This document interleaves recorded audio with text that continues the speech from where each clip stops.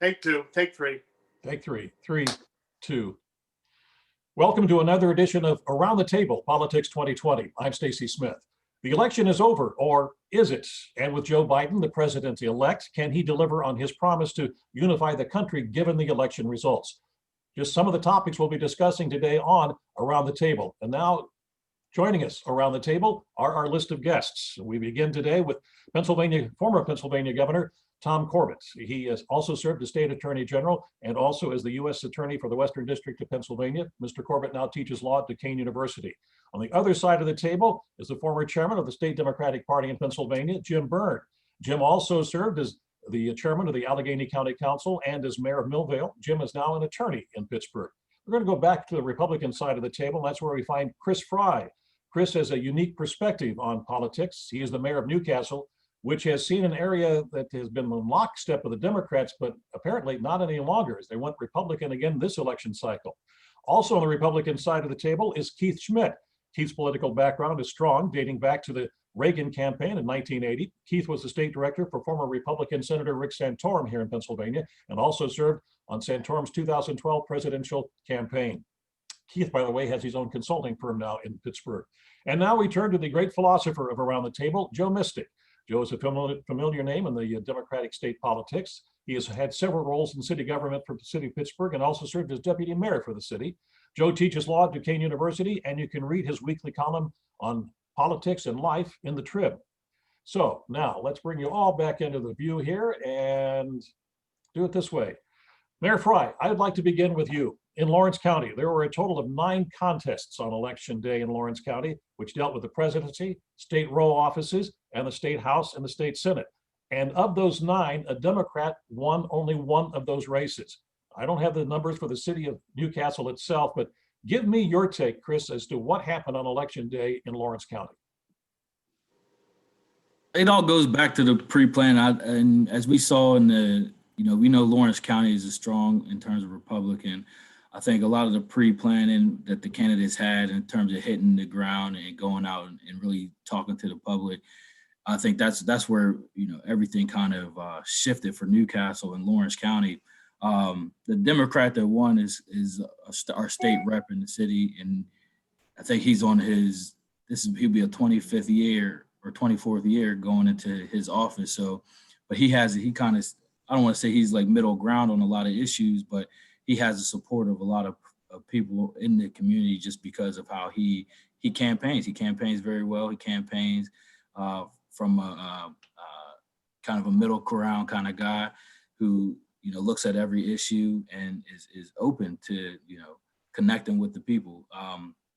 The red, I really not sure. I just think you drive around Lawrence County, I saw a lot of Republican, signage, but then when you get into the heart of Newcastle, you go through and there was a lot of Biden signs. I don't know where I just think the message was received a lot differently from the Republican Party, create in the economy. I think mostly from what I was hearing is how the economy performed in the first 4 years of Trump, and it kind of equated to everybody else who was in the red party as well. So, Chris, what I'm hearing from you, if I can interrupt for a second, is basically Lawrence County and Newcastle. It's a microcosm of a lot of what Western Pennsylvania is, and perhaps a lot of the country as well. In that the urban area, Newcastle, went for the Democrat, but the rest of the county went Republican. Exactly. Yeah. Exactly. All right. Well, that leads us to this then. Joe Biden is the president-elect, unless some monumental widespread fraud is uncovered, and there's been nothing to indicate that. But Donald Trump also racked up more than 70 million votes. The country was split, leaning to the Democratic side for the presidency, but it was not the big blue wave that a lot of people predicted. So I ask this question to you, and I'm going to start with, let's start with Governor Corbett. Where are we right now, and can Joe Biden unify the country? It's a good question, and I think only time is going to be able to tell. I hope he can do that. It is difficult to see a country as divided as we are right now between red and blue. Many of us have friends on the other side of the aisle. Joe and I are very good friends. We actually did an event with you, Stacy, last week, where many people got back to us and said, we'd like to see more Democrats and Republicans working together like that. And I think there are many out there that do, they're just not seen. The media and social media definitely shows the difference between the left and the right, and they're pushing us to the left and the right. We need to show that people are working in the middle. Chris, there in Newcastle is a prime example. A Republican gets elected in Newcastle in the Democrat area, and demonstrates that it can be done. He has 4 years to be able to prove whether he can bring the country back together again. I will say this, that his demeanor, I think, is going to be helpful towards that as compared to what we've experienced for the last 4 years. Jim Byrne. I agree with the governor. Time will tell. 72 million votes now is what he's up to. Trump, that is. That next to Joe Biden, that's the second most votes for a presidential candidate in the history of America. That's a lot of support.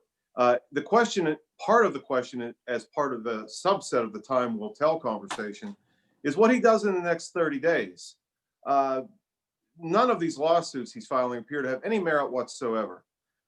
Yet he continues to do it. No, look, Bush Gore in 2000, we had the Democrats do this, and there was some rumblings in 2016. The biggest difference is the transitional issues between this president's loss and prior losses on either side of the aisle. The refusal to concede, the refusal to cooperate, the refusal to even share intelligence with the incoming president, flat out denial, and then vociferous tweeting. This is a difference. So, yeah, 72 million votes, many of whom I think respect the institution and respect the peaceful transition of power, which sets this nation apart from any other, They're not seeing that.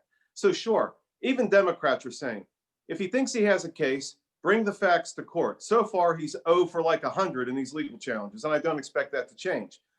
Once we get past that, once the state departments of state, secretaries of state certify these elections by the deadlines in each state has a different day on the calendar, then we get to the electoral college conversation. If he is still digging down and still throwing roadblocks after all remedies are exhausted, he will start to lose some of that 72 million. If he does this the right way after the lawsuits, I believe all of which will be dismissed, he can be a kingmaker in the Republican Party. He can be effective in the states. He can be effective on the national level. He's already supported the re-election of the Republican National Committee chair. I suspect he'll put many of his people in the RNC. So he can be a force for some time, but a lot of it, I think, how much of a force is going to depend on how he conducts himself once these results are officially final. Jim, you're a very astute lawyer. You just took what I asked and changed it to another way. I asked whether Joe Biden can unify the country. I thought we were talking about Mr. Trump and his exit, so let me get back to Joe Biden. Yes, the answer is yes, I think he can. I think he is a steady hand. He is a seasoned politician, someone who knows how to deal with crisis through his history.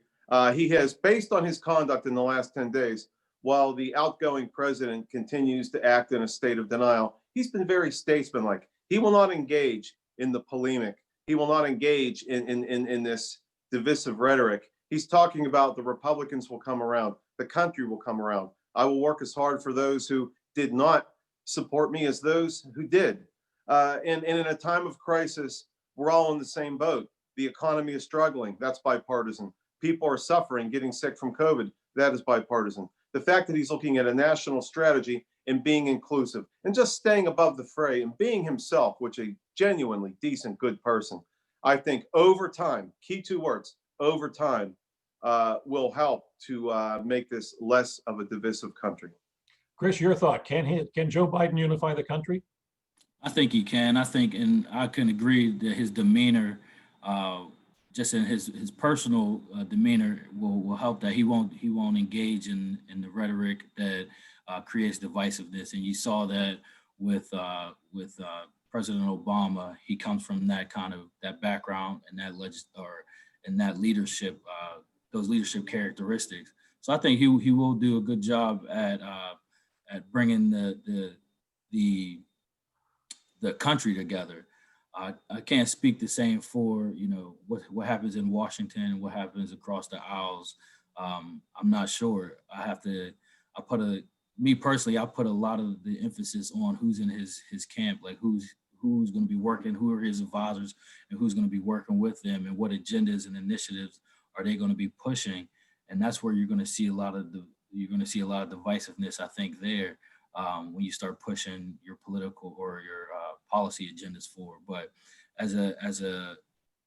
and from a leadership perspective, I think he's going to be good for the country to come together, and you're going to see it in the media, and you're going to see it maybe in local communities in the states. But all in all, I think the job needs to be done. You know, will he push for change and continue to down the path for a strong economy and being a force globally? I don't know how that's going to fare with some of his policy agendas. All right, thank you, Chris. Joe Mystic, as I started this, I said that, and as pointed out by Jim as well, 72 million people also voted for Donald Trump. Can Joe Biden unify all of these people? Joe Biden's from Delaware, and they have something down there that they call the Delaware Way. It is their spirit of cooperation, their willingness to pull together in spite of their differences to get things done. But I want to touch upon something that the governor said. What he was talking about was really the Pittsburgh way. We have a long history of working together, even though we're from different sides of the aisle. We become friends and we work together for the common good while maintaining our separate political philosophies and party allegiances. We have some knockdown, drag out fights. The governor and I run opposite sides of some campaigns in this past race, and so are the rest of us on this panel. But there comes a point where you have to talk about what's good for the people. Sophie Maslow used to say, "What's the right thing to do here?" at the end of any political debate, and that's the direction in which she'd head. I think Joe Biden's that way too, and I think that Pittsburgh way is really something that will be effective in pulling the nation together. All right, Joe. Keith, I saved you for last to comment on this. Given the way things are, the president's vote total, the former vice president's vote total, he's the president-elect. Can he unify it? I mean, when you were state director for Senator Santorum was a Republican, and he had to work a lot with the Democrats in Pittsburgh and in Philadelphia. Sure. Time will tell. We all pray for it. This has been an exhausting 317 days of 2020. And a lot of us are very anxious for the next 49 to come and go. It's been a tough year on all kinds of levels. And whether it be the pandemic or the challenges in the economy or the divisiveness that have caused riots or this election that seemingly has divided us as a nation. My theme of late on my Facebook posts have been civility. We lack civility. Can we get back a sense of civility again? And if we can't, we will never live in the great country that we envisioned for ourselves and for our loved ones. But now we have to get by something still, unfortunately. Right before the election, I said, all of my panelists and you, Stacy, we all love America. I said, but if we really love America, I'm hoping for a blowout by the president or Biden come Tuesday, because if it isn't, then there will be a certain division that will last for a time until we sort things out. Unfortunately, we got the latter. We got a close race. We're still sorting it out. I pray that either something will come to pass one way or another. The good news is in the courts, Stacy, there is no posturing. There is either a case or there isn't. And the legitimacy of those cases, I think, will play themselves out in the next week or two. And there will be plenty of time then before for January for the transition to begin and a smooth transition of power if indeed these cases don't have merit. And I can tell you, if they have a little bit of merit, it's not going to be enough. The proof would have to be overwhelming. I remind people of the real challenge, the challenges we talk about are 2020, excuse me, the year 2000, of course, in Florida, when we went on for months. But the one that I remember historically, and I've read so much about, was the challenge that could have happened in 1960. And the outgoing president, Dwight David Eisenhower, and all of Nixon's 17 closest advisors voted unanimously to challenge the Illinois turnout and the count in Chicago. And for all you say about, or all that might have been said about Richard Nixon, he vetoed all 18 and said, even if we win, we lose, because Americans will never trust the system again. And I can't have that. And it would be too high a price to pay. So on that theme, we're going to see what happens in the next 14 days. I pray that there will be either a definitive answer that there's something there, or the courts will dismiss it, as my Democratic colleagues believe they will, and we'll move on. But let me make one last point. My concern over the lack of Republican Democrat integration in America. Unfortunately, the cities, the big cities are getting bluer. The near suburbs are even getting blue. But the metro areas with the Democrats are going red. The rurals are going red. But there doesn't seem to be much bleeding between the two. One is getting redder on the outside. The blue is getting bluer. And then when you look at the vote count, it just plays into the hand of a division in America. And we're gonna have to work. We're gonna have to think about this. We're gonna have to find ways that, even though we ultimately disagree on who should lead us, there is ways to find compromise. There are bridges to build, and we can't continue to build walls. We have to find a way to pass that olive branch and return to some sort of civility in America. If we don't, it'll hurt us as a society, and the greatness of America will escape us sooner than any of us would like. I've thought about Keith's prayer for a blowout many times in the last 10 days or so. But the gods must be very angry at us, because none of our wishes come true. Everything seems to be hard in 2020. And this is just the latest example. So we will work through this. It's been that kind of year. We've had to work through everything. And this is just one more thing. We'll get past it, and hopefully we'll get on the right path again. Let me get into go ahead. So who's going to speak? Very quickly. I would disagree that this is not a blowout. I think that the president's posturing and the litigation and the defiance on social media are attempting to create an illusion of a close race. Let's not forget the fact that President-elect Biden has 77 million votes and climbing, 5 million more than Mr. Trump. Let's not forget we don't elect presidents with popular votes, Jim. Well, we elect them with the electoral college, and that's razor thin. Let me finish. 77 million votes, 77 million to 72 million. That's a 5 million point spread. And when these electoral votes get into the column in the states that are still out, recounting, Georgia, Pennsylvania, Arizona, and Nevada, it's going to be 306 electoral votes. So I would say that, yes, I understand, Keith, that it's done by the Electoral College. But once they're counted, it's going to be the same number of electoral votes that Mr. Trump had 4 years ago. And one real quick point. In 1960, if that was Donald Trump sitting where Richard Nixon was, he would have said, go for it and flip the votes. That's all. Okay. Well, but I expected Keith to come back again, but he didn't. All right. I'm exhausted. You're exhausted. I understand. I mean, it's a close race.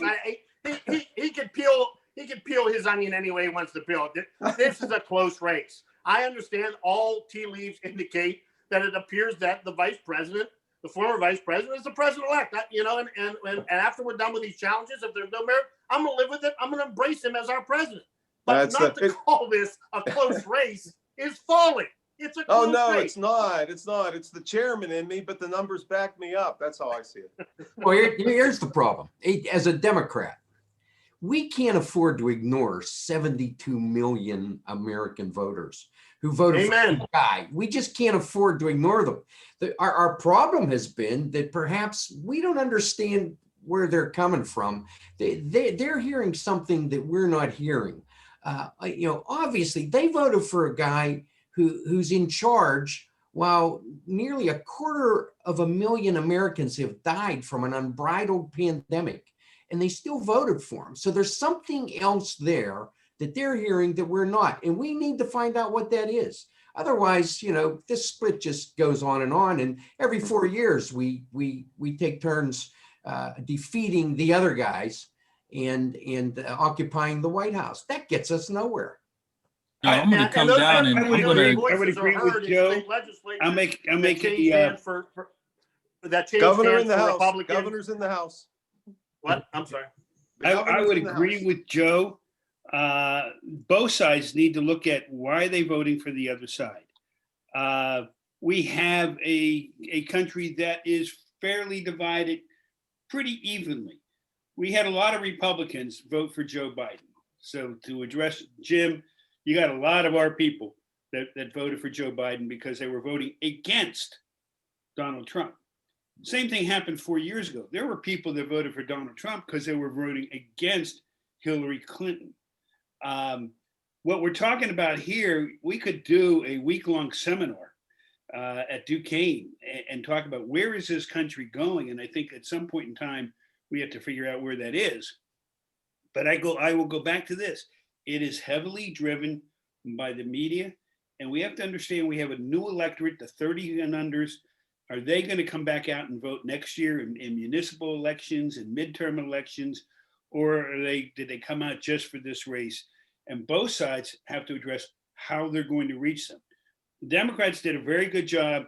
They planned ahead, mail-in ballots. They got their votes in with the mail-in ballots. Republicans did a very good job. They got the vote out come election day.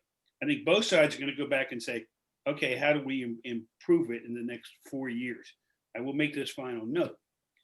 Here in Pennsylvania, there were no coattails for Joe Biden. Republicans maintained control of the House and made control of the Senate. They actually picked up seats in the House, knocked off the minority leader in the House. We picked up a seat or two, I think, in the Senate. And they didn't lose any seats in Congress. In fact, it's still debatable whether they picked one or two up at this point in time. So we're in a great state of flux. And I hope that our younger people are starting to take a look at who they're voting for and why they're voting for them and where they want the country to go. Because I know, the five of us, the six of us five of us, because we're not going to count you, Chris. The five of us are here are on the back ends of our career. There's a lot of people that have a career ahead of them. They're going to have to determine where this country is going. Early retirement. Let me just quickly make a point, Stacy. I apologize for talking over the top of my esteemed Republican colleague, but he basically made my point, and I thank the governor. And that is to the point of not being a blowout. There were no coattails. There weren't coattails in Pennsylvania. There weren't coattails around the country. We gained we gained seats in Congress. We gained seats in state legislatures across the country. We won 2 out of 3 row offices here. There were a lot of victories in the suburbs and rural America that did not reflect a blue wave. Obviously, there was a split decision at the top, and as I said, the all indication is that there will be a 46th president of the United States. But I agree with Joe Mystic and others. There has to be an assessment of where can we find common ground. We cannot we don't have a mandate, and if you don't have a mandate, you have to find ways to reach across the aisle and govern. And I would be interested to see how that happens in the next 6 months to a year. Chris, you were going to say something. No, I was just going to chime in on Joe's comment on the Pittsburgh way, and I can't agree with him more. Just with the election that I, went through this or last year, we tried to, the numbers were nowhere near anything on a state or federal level, but there were 1,900 people that voted for my opponent, and to this day now, I work to find out what the issues were and why they voted the other way, and then go out to actively solve them. I think that 72 million is a lot to attract, or a lot of information to try to divulge just to solve their problems or answer or solve their needs. But there definitely needs to be, some consideration of that. And I think that puts work on Joe, you know, because now he has to write a book on it and share with the whole world. Stacy, if I could add one more point. The Democrats took very good advantage of the fact that there was mail-in ballots. That was because of a compromise between the Republicans and the Democrats in the legislature. I think the Republicans, in their half of that compromise, had the straight ballot vote eliminated. I think that had a tremendous impact down ballot when it came to the vote for the row officers. Pennsylvania Republicans winning 2 out of 3. A very close race for the Attorney General, Josh Shapiro, who I thought was going to win in a much bigger way. It wasn't as big as I thought. And it affected, obviously, I think it affected the minority leader, that when people just can't go in and push a button and walk out, people have to actually make a choice, and they made choices. Joe, you raised the point about, you know, you have to find out, the Democrats have to find out why 72 million Americans decided that they would prefer to vote for Donald Trump. What the governor has said, and Keith has brought out, is that the articles I've read indicate, and there's one in the Wall Street Journal, I think today, about Erie, Pennsylvania, and it said the Democrats are in trouble there. Yes, they squeaked out a presidential victory in Erie, but like a lot of West Pennsylvania, as the governor just pointed out, the Democrats lost on the other side. And when questioned, a lot of people said, I don't like the president's tweets, I don't like the way he conducted himself, but I really do like what his policies were. And so they kind of split the ticket like that. Yeah, I think there was a lot of ticket splitting going on. Obviously, Donald Trump is not everybody's cup of tea. A lot of people couldn't get past the pandemic and the American deaths, 250,000 deaths as of this week, and more to come. A lot of people couldn't get past his personal style, his approach to the presidency, his approach to the downtrodden, to minorities. People couldn't get past that. But you know, what happens when the next Republican candidate, perhaps the next Donald Trump, has a better personality, a better way with people, a more amenable approach to some of these same issues? This is why Democrats have their work cut out for them. They need to find out what this message is, what it is about this movement, and we're talking more about the movement than the man now, that appeals to these voters, and how can Democrats better respond to it? All right, you know, it's going to be a great subject for another Around the Table, and we've got some others I'd like to get into, like where the Democratic Party stands right now, where the Republican Party stands. Is Donald Trump going to be the de facto leader, even if not in the White House? I'd like to do those maybe next week. I'd like to end with this question, and I don't know that anybody can come up with this, because this is probably what the Biden administration is going to be struggling with. And Jim, I'll start with you on this one. What do you think? And I'm going to go from both sides of the aisle on this one. Jim, what do you think Democrats will accept that the Biden administration can reach out to Republicans with to try to unify the country? First and foremost, I think cabinet positions. 1 or 2 spots in the cabinet is certainly an objective manifestation of your intent to reach across the aisle. Barack Obama did that, and I've seen Republican presidents do that as well. There's no better way to show that you want to be a unifier by doing that. Barack Obama had Senator Chuck Hagel from Nebraska in his cabinet, and others whose names escape me right off the top of my head. That's where you start, and then you start to talk about some give and take with the legislature on some pieces of legislation and some topics which, although you may not agree with completely, you can put as part of a larger package, i.e. stimulus, and i.e. maybe some overhauls of the tax code, things where you're giving Republicans a piece of the pie. Those are ways to do it. Joe Biden will need a Ronald Reagan, Tip O'Neill moment. Maybe that's pie in the sky, where in 1982, Mr. Reagan and Mr. O'Neill compromised historically. And then indicated that although many of the things in this compromise are not my ideological beliefs or my party's beliefs, however, for the greater good of the republic, this is something that we needed to do. Mr. Biden is capable to sit at a table like Mr. Reagan and Mr. O'Neill, who did that. He was there when these things were going on. He's from the old way of doing politics, so he can find a way back there. The question is, will he have a partner?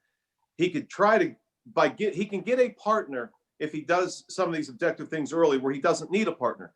Cabinet appointments and other appointments of Republicans. Those are certainly olive branches, and he will, I think, do those things. All right, thank you. We have about 30 seconds left for everybody. So Governor, I'll start with you. And that is, what do you feel the Republicans would accept as a way to try to unify the country? Separate from a stimulus bill that needs to be done, but needs not to be as big as the Democrats want, nor as small as the Republicans want. A separate piece of legislation would be infrastructure. The president had talked about infrastructure for 4 years, didn't do anything about it. I heard President-elect Biden mention it a little bit.